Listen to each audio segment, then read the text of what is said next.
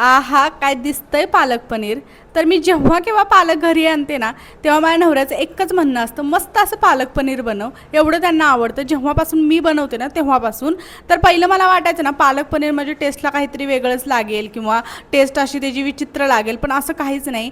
जेव्हापासून मी हे पालक पनीर ट्राय केलं ना तेव्हापासून माझा तो गैरसमज तरी दूर झाला आहे. म्हणजे इतकं हे टेस्टी पालक पनीर बनतं. तर काय करायचं, ताजा ताजा पालक घ्यायचा, त्याला निवडायचा आणि त्याचं धुवून ना थोडा वेळ उकडून घ्यायचा, थंड पाण्यात मग काढून घ्यायचा आणि त्यानंतर मिक्सरच्या भांड्यामध्ये ना थोडंसं अद्रक, लसूण, मिरची आणि ते उकडलेला पालक टाकून ना ग्राइंड करून घ्यायचं. अशी क्रीमी पेस्ट करायची आणि त्यानंतर फोडणीची तयारी करायची. थोडंसं तेल घ्यायचं, जिरं टाकायचं, त्यामध्ये बारीक चॉप केलेला कांदा टाकायचा, टोमॅटो टाकायचा मिक्सरला ग्राइंड करून आणि त्यानंतर चांगलं मिक्स करून ना चांगलं ते शिजवून घ्यायचा मसाला आणि त्यानंतर त्यामध्ये ना टप्प्याटप्प्याने बेसिक मसाले टाकून घ्यायचे.